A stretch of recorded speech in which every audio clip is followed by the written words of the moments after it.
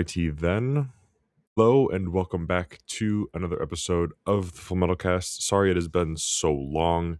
Went out of town to Chiraq Thanksgiving, to which I contracted some virus, cold, whatever it is. I have a rattling in my chest. So if I am hacking up a lung or sniffling or sounding like I am ill, that's because I am. But anyways, I figured I would knock out some quick hits to talk about some of the little consumerist stuff that everyone likes so much to keep everyone interested with the goldfish like attention spans that we all have. First things first, a couple weeks back, I posted my shameful AR-10 shit stick that was built in the early days of COVID, excuse me. Right as I was starting to really sort of more seriously dive into the gun space, after I had built a few ARs, figured, why not get something that shoots a big 308 round, right? And then went about building it in the cheapest way possible. It is reliable in the sense that it cycles, and that's about it. And it's cheap, but it's not accurate, nor is it anything I'm particularly proud of, which is why it has lived in the safe for many, many years. And the couple hundred rounds of ammo I bought with it is mostly still intact and in storage as well. So I went about on Black Friday and Cyber Monday securing some upgrades, let's just say, for this shit stick. And we are going to put to the test the old theory that, can you slap lipstick on a pig? And that's not really doing justice to the investment made into this. And the investment made was really just a Criterion barrel. We're going to be slapping a Criterion barrel on a very budget AR-10, and we're going to wind it up and we're going to see what happens. Buying some match grade ammunition that's coming in, and we're going to see how far out we can go in the near future. I wouldn't mind getting a little cold in the snow here in Michigan, and we're going to see how she groups.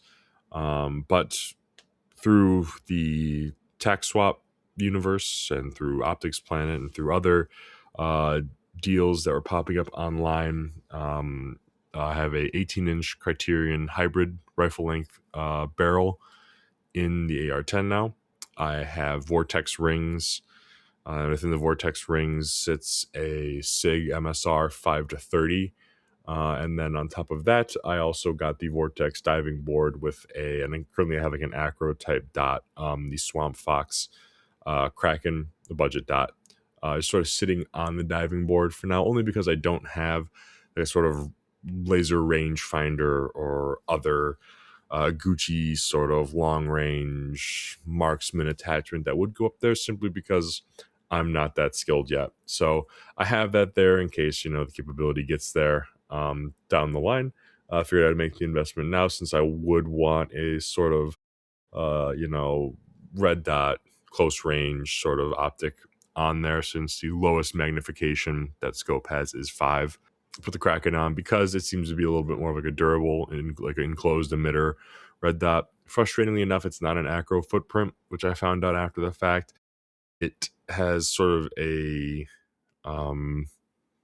proprietary sort of footprint, I think, in that it only attaches to plates designed for it, and the 2 plates it comes with are for the Glock MOS footprint and for just an RMR footprint. So I have a couple Hollow Sun RMR to Picatinny mounts laying around. I was able to slap that on and get it mounted onto the diving board. So pictures to come of that, and I want to do a sort of video with some other things that includes that build down the line. So you'll get a full sort of walkthrough of my thought process when building it out then and now, and maybe even going forward as I go down the rabbit hole in 2026 that is going to be long range, maybe too ambitious, but longer range shooting, we'll just say.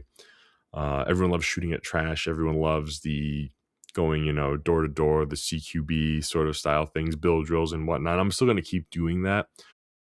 It's going to be my goal to balance it out, that, if I'm going to have one range day of doing, the build drills, the 1R1s, the Mozambiques, the CQB training, whatever it is, I mix in another, before I go back again to the range, dealing with, shooting over 100 yards at least with the 308.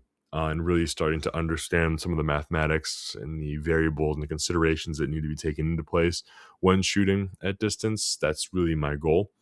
Um, but yeah, that's the update with the 308 AR-10 build.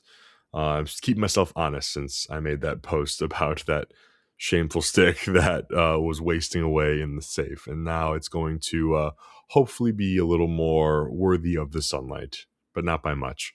Um, Speaking of the cold weather, I saw this on Instagram, and I'll have to dig up the post again and save it so I can get some pictures for while editing this episode. But the SMS Trinity, so SMS Laser, I've spoken, posted about them for a while now as myself, Demo, Riz, and maybe one other. Xander has my old one now. Few guys in the group have rocked SMS lasers. They are shockingly durable little units. Um, we've all had the old models. None of us have the Trinity yet, but even the older models, while they did have some features that were, let's just say, not as not like market, let's just say, other things that were out on the market had features that were considered to be standard, let's just say.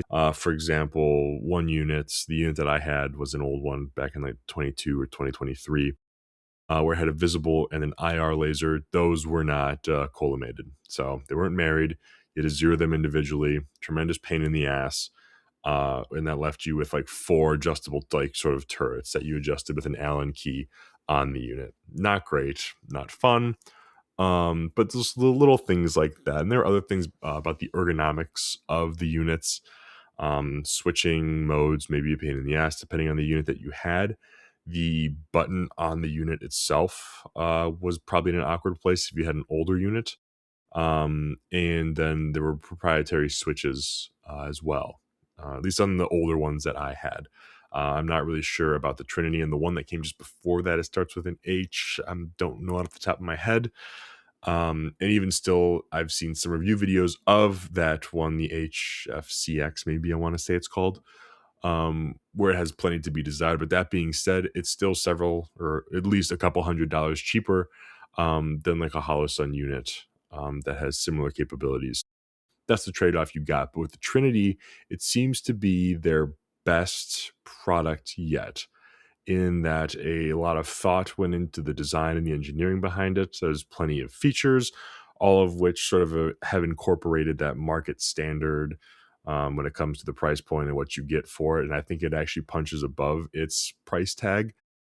And all this to say, what I'm getting to is that I had seen somebody put it through a Grantham type, winter weather ice snow test, where they left it outside in below freezing temperatures overnight, and in the snow, basically dug it up, and it had no issues.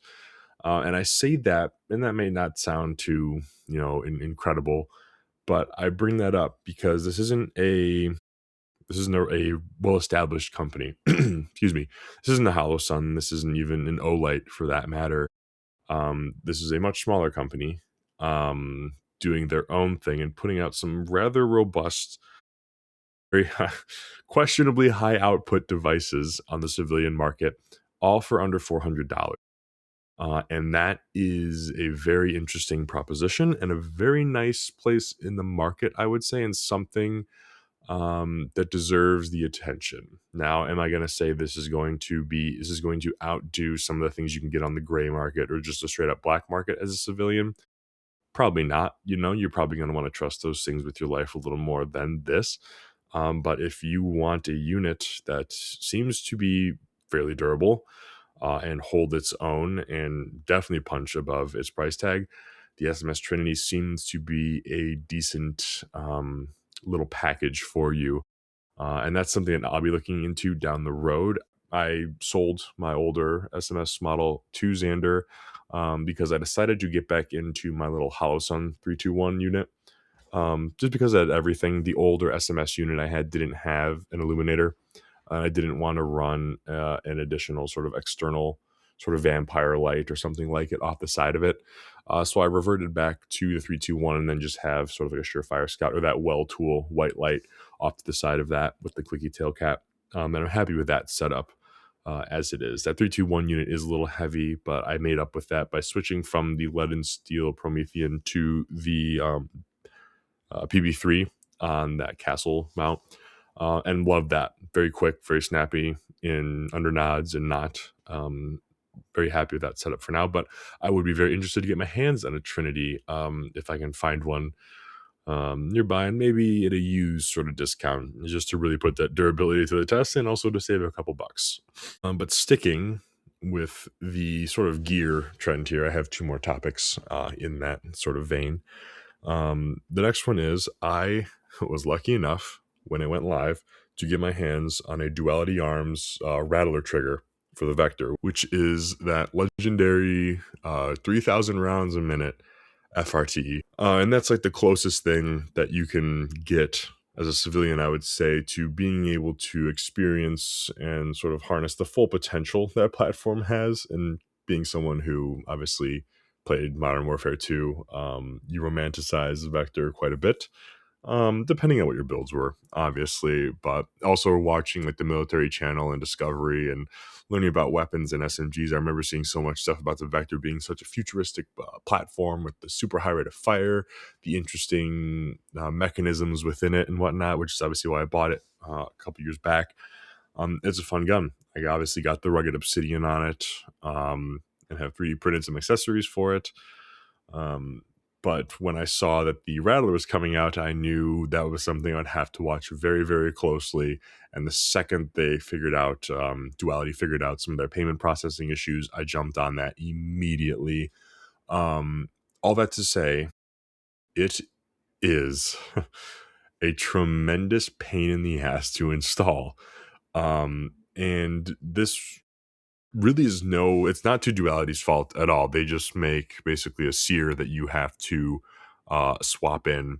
And then if depending on what you want to do with your safety selector, you could either keep the safety cam in the Vector and sort of insert a shim that they send you with the Rattler, or they have plenty of free 3D print files. I ended up 3D printing a 3-position selector, so I didn't have to mess with that shim, because in order to insert the shim in the safety cam, there's a tiny little screw that is in the cam holding in sort of like a denial, like a full auto denial, like a stop for the 3-position on the safety cam.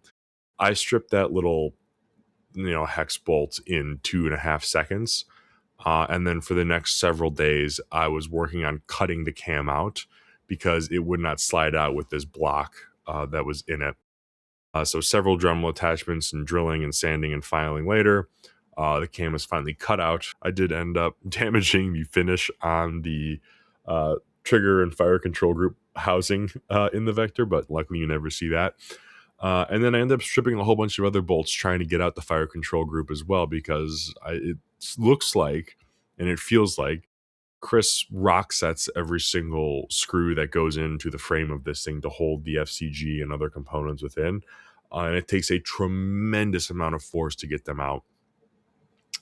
And on top of that, that's not even the worst bit of this. Yeah, I mean, the safety cam was probably the worst bit, having to mangle and cut that thing out and print a new one. But there is a roll pin that sits in the actual like trigger shoe itself that connects to the sear, and you have to hammer that thing out. And this thing is not only so tightly wedged in this cavity, but one of the ends of the roll pin is rounded and the other it's like airtight on the other end. So you have to take a perfectly sized punch. You can't go too thin because you have to absolutely smack the shit out of this thing. And if your punch is too thin, you're going to bend it like I did and ruin it. But you have to go small enough to obviously fit into the cavity. But because of the rounded head on this roll pin, you just I mangled the surface of the trigger shoe. And again, it sits in the frame far enough where this roll pin was where you can't see it.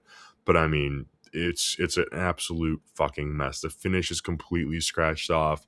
The edges around sort of the cavity where that roll pin goes are an absolute disaster. I mean, I was sat in my basement hammering at this thing for at least 45 minutes until it started to move. And then once it was in, Once it was out, putting in the new sear and swapping the pin back in, it kind of went back in a little bit easier. But I am praying that this thing works flawlessly, because if I have to do anything related to that little roll pin and the sear, you can forget about it. But all that to say, the Rattler is in. Has not been tested yet, but very much looking forward to see how it performs. I've seen a good mix of reviews. Some absolutely glowing, where this thing just rips through mags effortlessly, bolt holds open and everything. It is exactly how you'd want it to perform. And then I've seen ones where it gets off 2 or 3 rounds and then it stops. And then you got to sort of start over again, re-rack it, and get it going. And Duality has been very responsive. They're very good in the comments, it looks like, and addressing feedback and concerns with people who are expressing issues and offering support with installs, and just going over, how the trigger's sitting in the unit to make sure, your individual, vector is accepting the drop in, if you will. But really hoping mine is just a plug and play solution, because if there's like a break in period or some problem solving that's needed, I'm going to be a little pissed. But all that to say, this is the first generation of the really first FRT developed for the Vector platform. I think that's very cool. Duality seems to be hell bent on doing some really neat things, since they also made an FRT for the PS90, which again, super interesting, super cool prospect. Um, I have seen that there has been issues with the stock Chris mags, or the little 10 round magazine that comes with 45 vectors. It doesn't perform well with that, but if you go to Chris and you buy the big like 45 round, sort of fun sticks, it eats those up. It loves those, it seems. So that's kind of interesting, but also like, why would you want a short mag anyways if you have the vector? So we'll see how it goes. Another interesting thing about Duality is they seem to have made solution, or a fix, quote unquote, for the P320 discharge issue. It was referenced in a post a while ago, and they're looking for individuals that had P320s that were known to suffer from some of the defects that were known in that model. And it appears that they may have honed in on a problem and a solution. So again, a company doing very cool, innovative things. Highly recommend you check them out. They are still new. They're working through some bugs with payment processing, or at least they were. I think orders on the Rattler are currently paused as they work to just sort of fulfill some of the outstanding orders. They don't want to keep people waiting too long while taking other people's money, which is admirable. So I shout them out for that as well. But all I have to say, very excited, and check out Duality. Not paid by them, but a company that's putting out really cool free 3D print files, and innovating as much as they are, and seem to be operating on really good faith, and just seem to be really a solid company, worth shouting out. And the last thing in the sort of consumerist realm to kick things off here, the Glock Gen 6 seems to have been revealed, and it looks to be a marginal improvement or marginal change from the prior generation in true Glock fashion. Um, but to give credit where it's due, this seems to be the most drastic change, in that now you have stippling stock on your Glock frame, which is something that people have been doing forever. But it also does seem that the grip angle has been adjusted as well. In some of the side-by-side comparisons between Gen 5 and Gen 6, it does seem that the grip angle is a little more like straight up and down. That could be just pictures and some people overanalyzing it, but it seems to be a little bit different grip angle, and the stippling.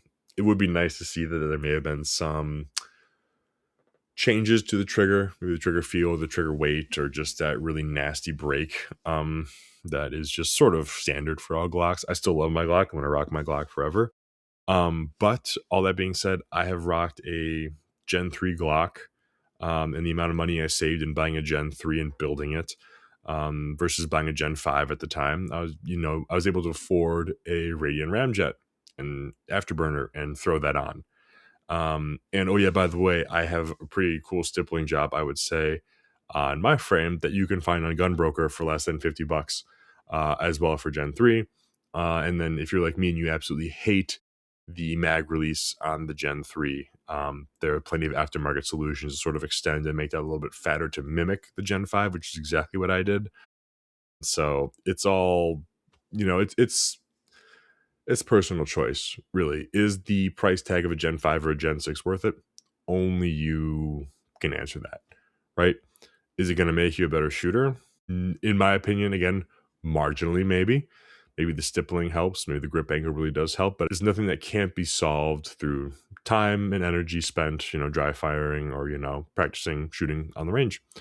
But that's old news and nothing new. Not that I haven't, or not even myself, but hundreds of others, thousands of others haven't already said. So I'll leave it at that. It will be interesting, though, to see if this generation carries over some of the quote unquote switch proof enhancements that the Gen V rolled out that were proved to be rather irrelevant very quickly. Gotta love the free market and innovation, how quickly and out of spite the internet and the gun culture rallied to find a way to turn the Gen V into a machine gun simply because it was created for the purpose of not letting that happen.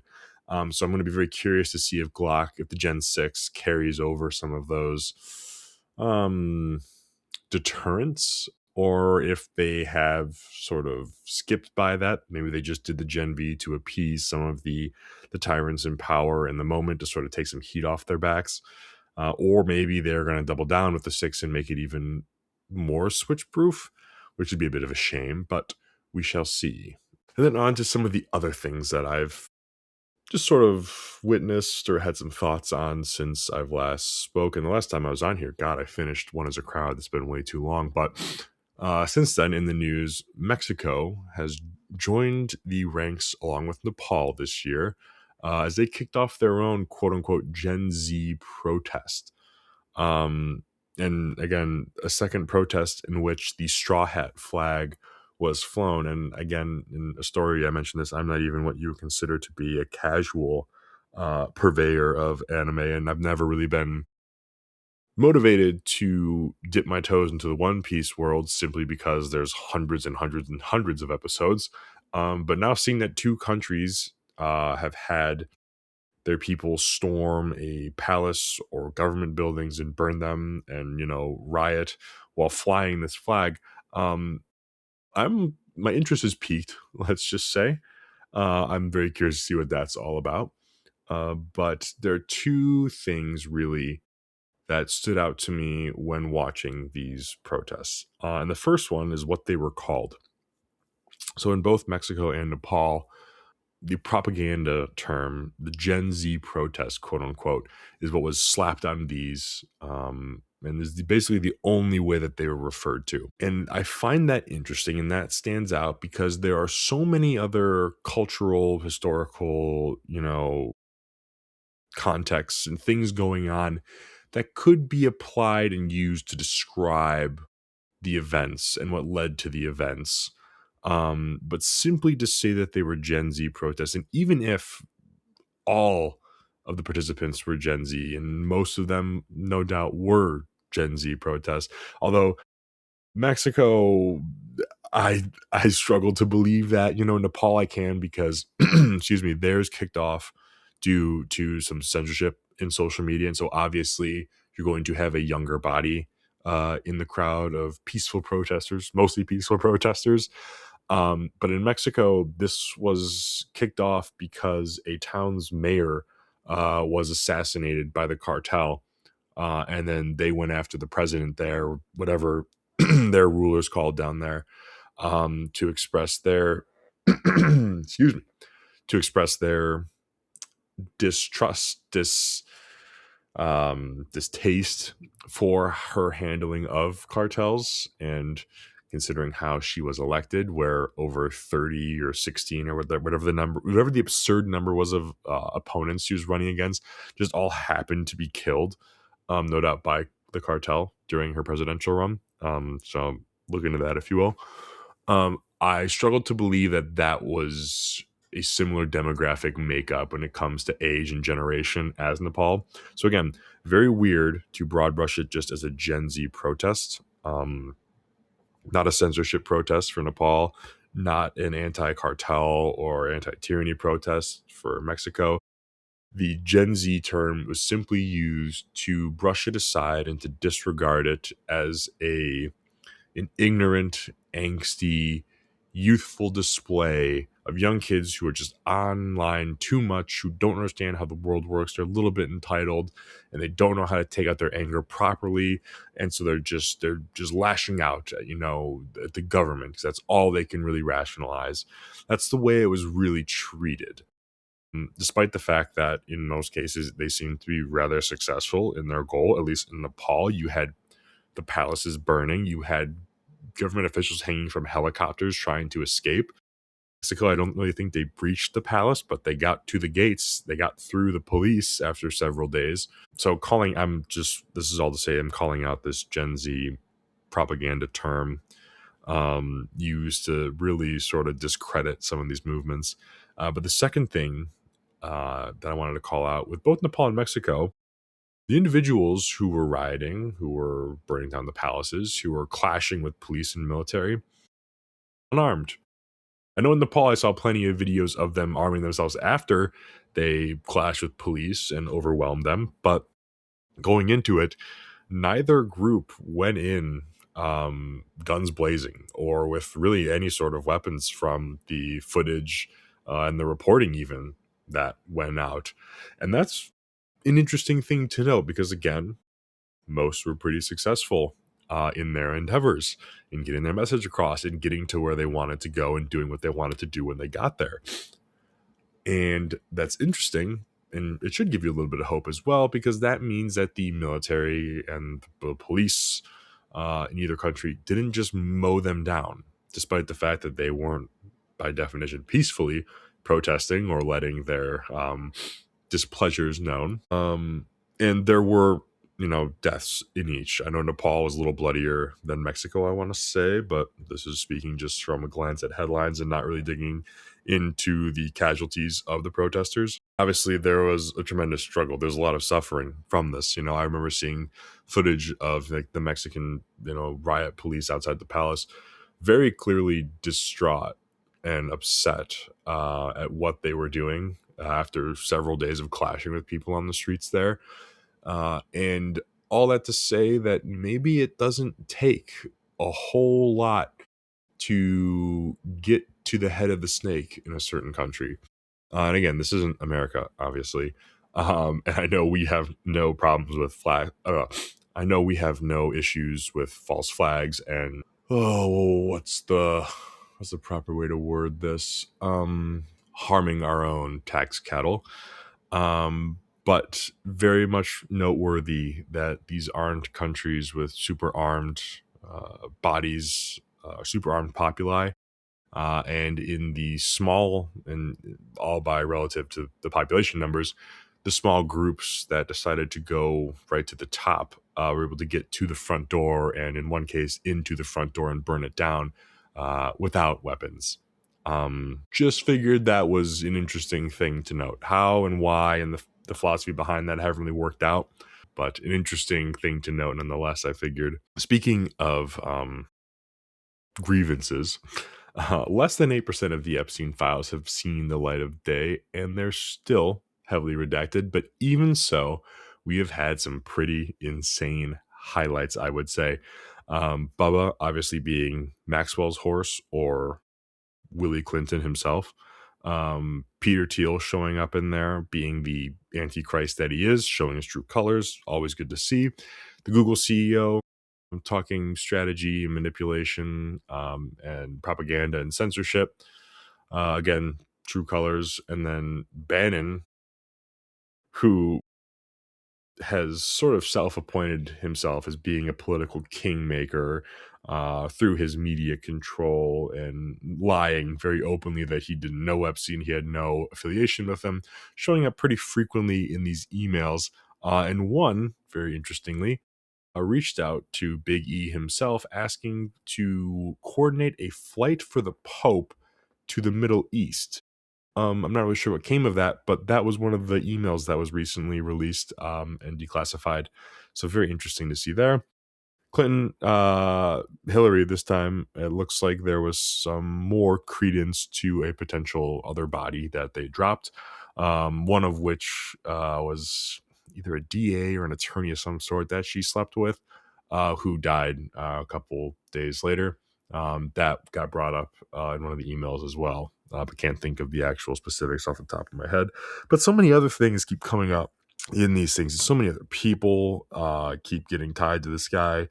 And all the while, it's still a hoax. And all the while, they're not being released. We're not allowed to see them. We're not allowed to see all of them in all of their glory because it'll compromise whoever or whatever the fuck, blah, blah, blah, blah.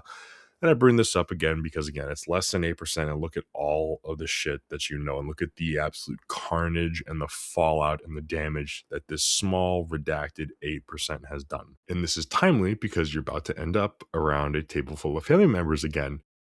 And someone will likely have another mass media news take or some other uneducated, propagandized take regarding this. And it's important to speak truth to this, despite the moaning and the groaning, and however tired other people may be of this, because we're talking about the most powerful people in the world committing the most heinous act in the world. And I don't really care about the national security implications, quote unquote. Neither should you, because if there are any, and if there's even greater fallout tied to the release of them, then whatever it is that they're trying to preserve by not releasing this, it deserves to die. I I understand that there's probably some heavy implications with that, but I'm not sure what can stand the test of time if it's built up on this, realistically. So keep swinging, keep talking about it because it ain't going away. It shouldn't go away. And what's the point in making yourself so capable and going through? It's just like fighting an uphill battle, in everything that you do, right? You go to the gym, you struggle, you challenge your mind, you challenge your body, you push yourself, not just in shooting, but in everything. You push yourself to be better and to grow as a human being by struggling and making things difficult for yourself so that you can grow. And so what's the point in doing all of that if at the end of the day you can't speak the truth into something, no matter how uncomfortable that it is? And I talk a lot about how there's so much, gray in humanity, because obviously humans are messy things. But Big E himself and what he did, is a pretty black and white thing. And it doesn't really matter if we're talking red and blue, whoever was tied to it. I think keeping your thumb on that and not letting it go until you get what you want out of this, until we get what we want out of this, is very important from like a moral and a philosophical standpoint. But again, on the topic of local government or American politics, the Trump administration, after pressuring gun groups to help them create a registry of gun owners, the Firearms Policy Coalition and Gun Owners of America made a good amount of noise about this, and rightfully so. They recently came out and said, you know what we're gonna do? We're the pro 2A guys. We're the good guys. And so we're going to create a new office to preserve the Second Amendment rights. And I'm sure a lot of people who don't really read too far into things or really have no concept of historical precedent and just how government works in general, this is not a win. Unfortunately, this is going to be another useless, if not harmful, office of the state, in that it is simply just going to be an office for Trump's friends to have cushy jobs to get a paycheck, who know nothing about firearms, who know nothing about firearm regulation, or what's actually playing out in the real world. And I say that because, again, we don't need another office to preserve the Second Amendment. All Trump has to do is just sign his name on a piece of paper, and then every infringement that's been crushing these rights across the nation goes away. So standing up a new bureaucratic step in the process, another office that has to get funding and law enforcement and all this, it's not going to help anything. It's just going to make things move slower, and it's just going to get in the way of progress. Still firearm related news. New York has once again proven that in the large cities, New York shares a rank with Chicago and everything in California for that matter, that anarcho-tyranny has taken hold. And as much as I am a self-proclaimed anarchist, I'm a freedom absolutist. Anarcho-tyranny is the opposite of what I believe in, despite the name may sound similar. But what anarcho-tyranny is a system of government. It's a tyrannical government, very controlling, a law enforcement, surveillance, military state, where crime really isn't punished. And yet the sort of the law-abiding civilians, if you will, are really just the low-hanging fruit, and the surveillance and military state is simply waiting for you to make a mistake so that they can throw you in jail and punish you. And that is exactly what's happening in New York. Daniel Penny was the first example they tried to make. He seems to have gotten off scot-free, thankfully, after having to fight legally for his life. But a new individual whose name has made the news and whose name deserves to stay in the news because of the absolute absurdity of the case. Charles Foner, and I hope I'm saying his name right, Foehner. He's a senior citizen who was walking home one night in New York when a retard decided to run up and try to mug him. The old man pulled a gun and dealt with his attacker. I'm not sure if he killed him. He probably did, but it wasn't really clear in the article at the time of reading and talking into the microphone right now.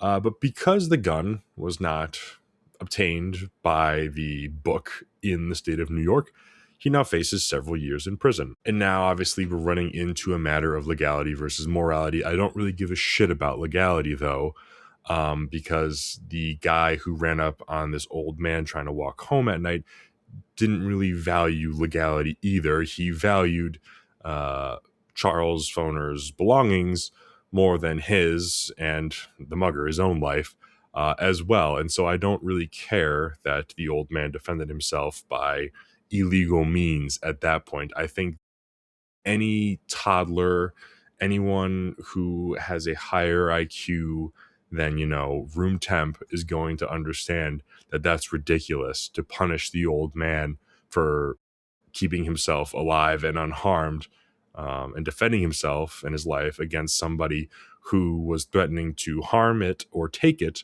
for his wallet. And I'm not really sure why there's even a question about that. But such as New York, such as Chicago, and many other cities. And that is sort of the natural progression that the government that we have today is going to take. You see it all the time with taxes. You see it all the time with other little ticky-tacky things, with all the other problems happening in this country, with the individuals who are able to light people on fire and stab and rape and do all those other things. Was it 72 times that last person who lit somebody on fire on the Chicago train? I think he was arrested 72 times before he lit that last woman on fire. Another prime example of anarcho-tyranny. These people can just do whatever they want, and it's like a revolving door in and out of the courthouse. They never get punished. They never go to jail. They never see street justice. But the people who would try to stand up and defend themselves, and the people on the train, would absolutely get the absolute legal book thrown at them to be made an example of. And so, again, similar to talking about the Epstein files and knowing what's right and wrong here, getting Mr. Foner's name, again, probably not saying that right, but Charles's name out there and talking about this is incredibly important because it reveals the absurdity, and it helps sort of breathes truth into the absolute horseshit that's taking place in this country. And again, I'm not saying that just saying his name to your friends and talking about this to your family at the dinner table is going to solve America's problems, but normalizing this sort of thing and talking about it and accepting it as absolute insanity starts to turn, the tables. And there's a great line in a recent Black Helicopter song, Left Vote, Right Vote. Great song, by the way. Love that guy. your consent just tightens the rope. Um, and that also leans back into some of the Tolstoy literature, where he says that the revolution at hand isn't really a physical one; it's a spiritual one, or at least has to start as a spiritual one. As a spiritual one, it has to start in the hearts and the minds of the people first. And so, talking about that and understanding that is like a first step. And again, if you can find a way to word that to make what New York did in both cases, forget Penny, let's talk about Charles in this case. If you can find a way to word that to make it make sense and, take, the straw man that, New York is in the right for doing what they're doing, please drop it in a comment. Please, please send it to me. Do your worst, change my mind. I don't think it's possible, though, in this scenario. And it's really just going to result in people leaving, which is really the only way to vote anymore, unfortunately. Because I'm not sure how you can live in a society like that. And as you take this debate and this conversation to the logical conclusion, you have to, self-defense isn't like a privilege. It isn't like a negotiable thing. It is like a basic human right, because how do you take the side of the mugger or of the state of New York when you are walking home at night? Someone comes up with a knife, or someone who is significantly stronger than you, faster than you, because they're younger than you, given the age difference here. How can you possibly justify throwing the old man under the bus here, regardless of the outcome? Again, we are obviously assuming that he was being mugged. It was very clear that he was being mugged, so it doesn't have to be a question that this old man just didn't pop some random guy. Yeah, it's an interesting one, in that it's happening more and more, it seems. That's unfortunate, but again, I don't live there, and maybe you shouldn't either if you have respect for yourself and your life. But that's all I'll say about that. um, Speaking of not trusting authority and authoritative figures, though, an interesting little win for all of the quote-unquote conspiracy theorists played out in the last week or so, where it was revealed that in a European Moderna database, it showed that there was some buried statistics from a trial, specifically during the booster trials for the Moderna vaccine, where a preschool-aged child died from cardiorespiratory arrest after receiving the booster in the trial. That headline never saw the light of day. That little data point never saw the light of day. It was simply pitched as 100% safe and effective, with no side effects, with no deaths, with no adverse effects, no nothing. And that was obviously the talking point here. It was a talking point over there as well in Europe. It was a talking point nationwide, or worldwide, excuse me, not nationwide, worldwide, when it came to pushing the only available medical intervention at the time. And this obviously doesn't even get into the fact that now another study has come out showing that there is indeed some bleeding off and some leaching off of the mRNA from the vaccine into vaccinated individuals, and the implications from that aren't really well understood. But there is a very real correlation with miscarriages and cancers. In fact, I saved a graph that came across my feed the other day where make sure I'm wording this right so that I don't sound retarded. I emailed it to myself. That's right. And I'll include this screenshot in the video portion of the episode. But across the globe, it's a world map where it shows the cases of cancer per 100,000 people in each country. And it's sort of like a heat map where the lighter yellowish color is on the lower end of the spectrum, and like a blue and dark purple is on the higher end of the spectrum. And obviously America sits in like a pinkish sort of color, which is above the 50% mark, don't get me wrong, which is noticeably higher than anywhere else but maybe one or two other countries on the map. Canada seems to be right behind us, but way over in the right bottom corner of the map, you will see Australia, which is the darkest color blue you can possibly achieve on this chart. And I'll make sure to include some statistics about how this was gathered, what it's measuring exactly, what type of cancers it's gathering. But all that it says in the key is that cases of cancer per 100,000 people. Uh, Australia is nowhere near the rest of the world in that it is outpacing them in cancer cases.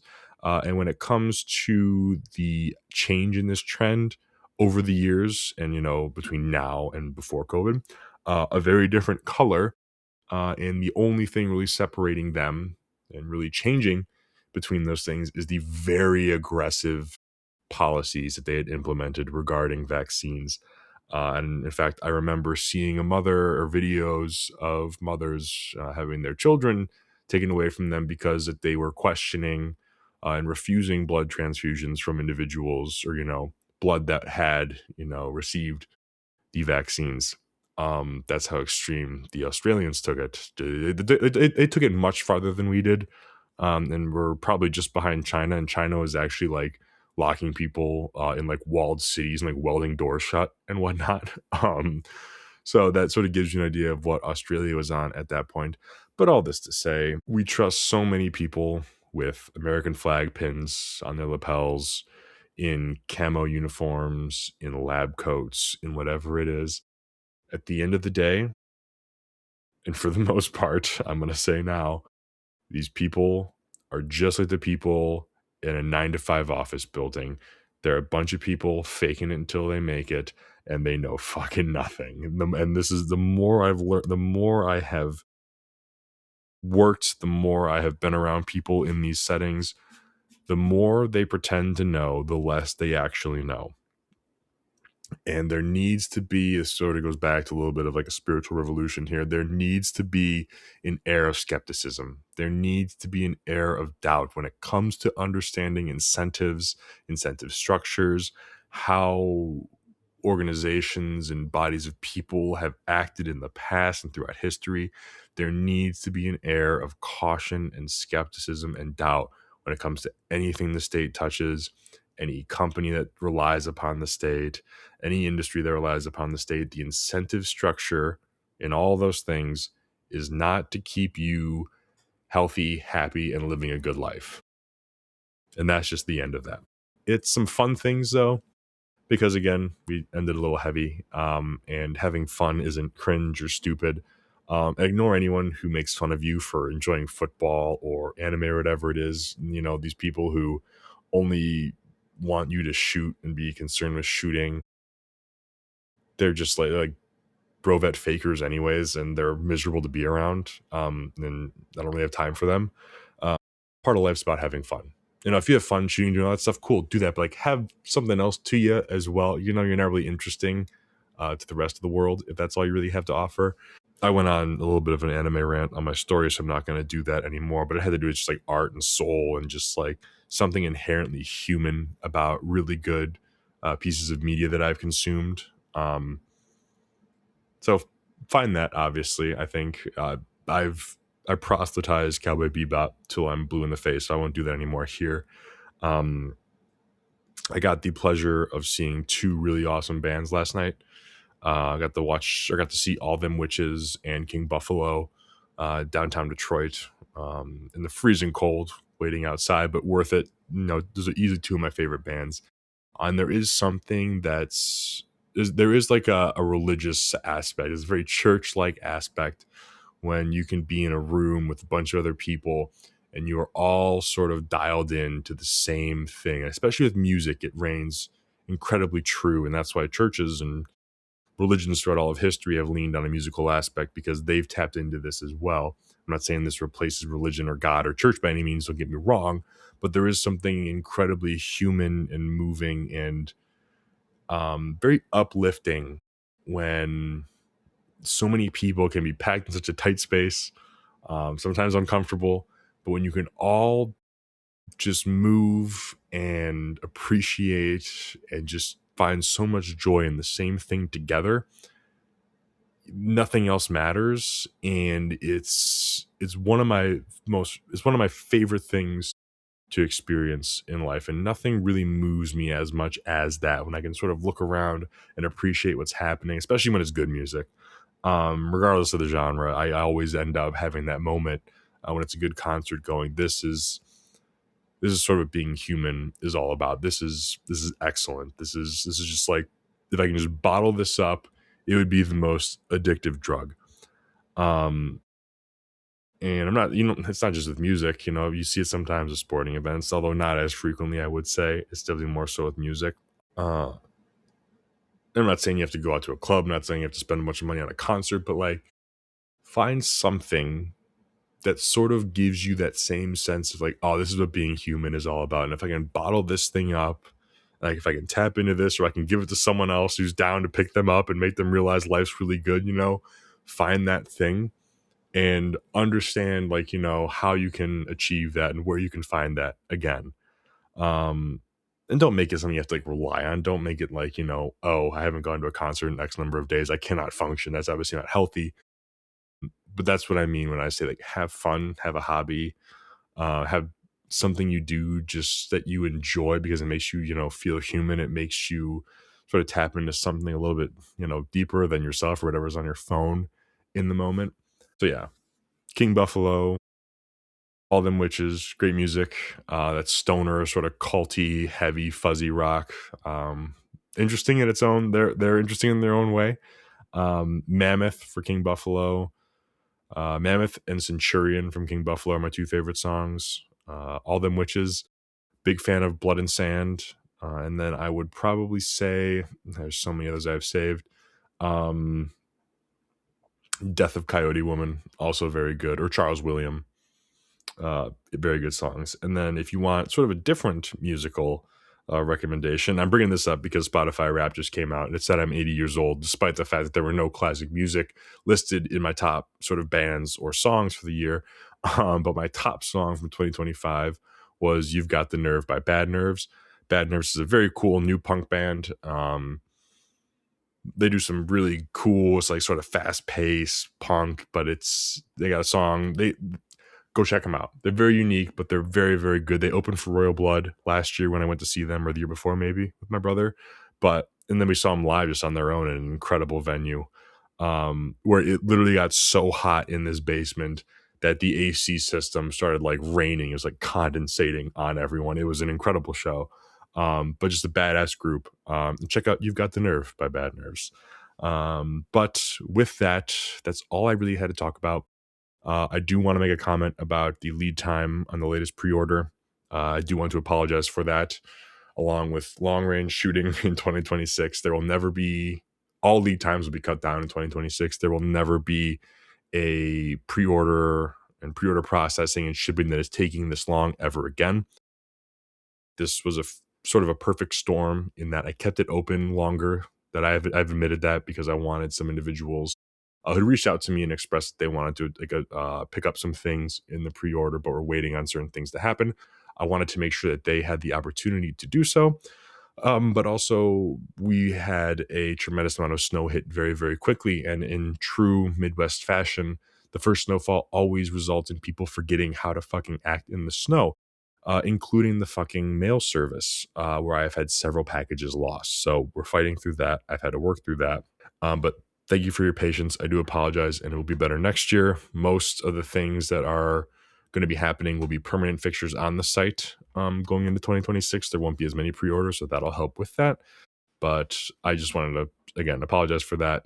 Thank you for your patience. Let you know it will be better next year. But until next time, stay metal.